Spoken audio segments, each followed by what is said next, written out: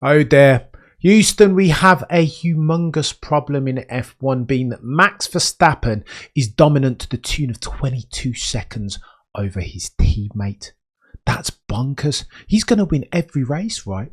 Each of the 24. Who's going to be able to challenge that dude? Sans an incident like what happened at Singapore last year or a Monaco. You're not going to beat Max Verstappen in that RB20. You can't.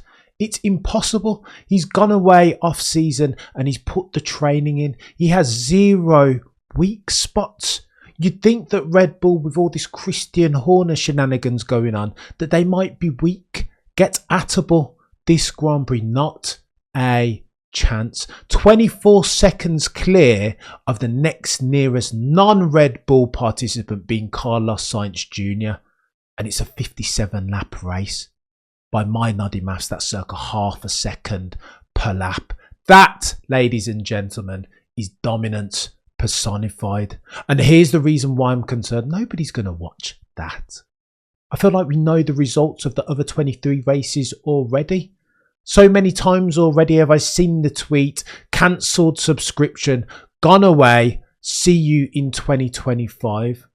That's the tweet that I'm seeing en masse, because people don't want to watch certainty and surety. If you know the outcome, then why are you going to commit all those hours over the course of a race weekend? Free practice 1, 2 and 3, Q1, 2 and 3, and then a race. There's other things you can do. Scroll through Netflix and TikTok, Facebook, etc. Go and watch F2 and Kimi Antonelli's rise to prominence. Now, that's not to say that Max Verstappen wasn't brilliant. And the naysayers will say that's all car, that is. It's the RB20. But how can it be? Checo Perez in the same car was 20 seconds down the road. Give Max Verstappen some credit. He was imperious. Brilliant through the twisties in Bahrain, nailed the start and controlled it there on in. And this is a track around which loads of these teams were experiencing cooling issues, temperature of the tyres. Loads of them were struggling. Oh no, not Max, not Red Bull. And here's how you know they've got so much time in hand. During FP2, Max through the speed trap, 327 kilometers per hour. You know what he was today?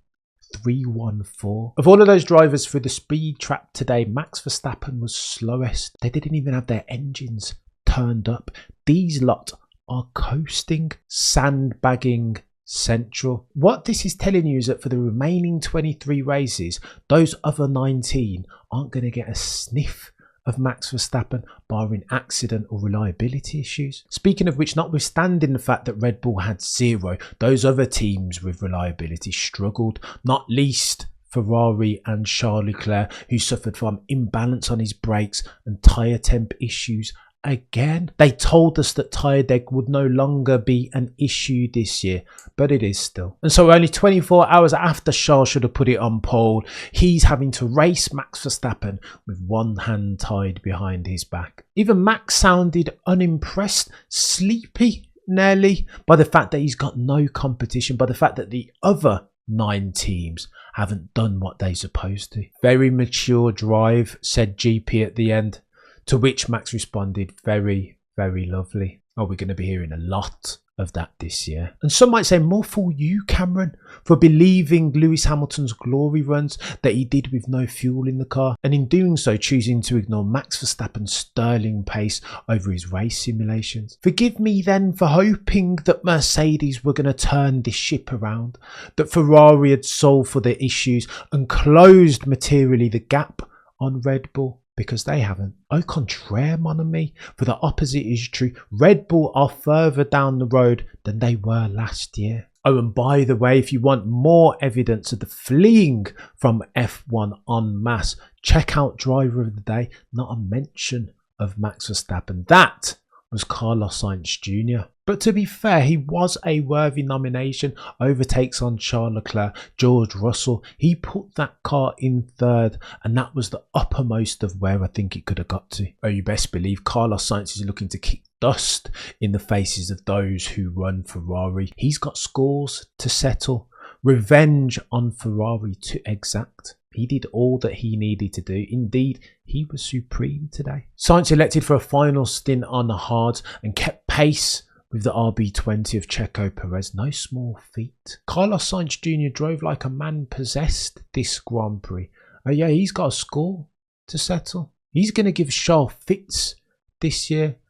And I, for one, am keen to see how Charles responds. Leclerc spent most of the early going complaining about brake feel, locking up his wheels. On this occasion, though, culpability has to lie with the car, not the driver. In stark contrast with the boys and girls from Brackley and Brixworth, Messrs Russell and Hamilton spent the whole Grand Prix driving around issues, overheating, cooling, tyres. These were things that they had to manage in real time. Notwithstanding the fact that George had looked racy early, nailing Charles Leclerc, dealing with his issues. But ultimately, what for? Post-race, Lewis struggled to find positive adjectives to use to describe the Mercedes. At one point during the race even, he complained about the seat that he'd rallied so much for them to move. But testament to the problematic nature of another dominant Max Verstappen season is that tomorrow's headlines relating to F1 won't be about Verstappen.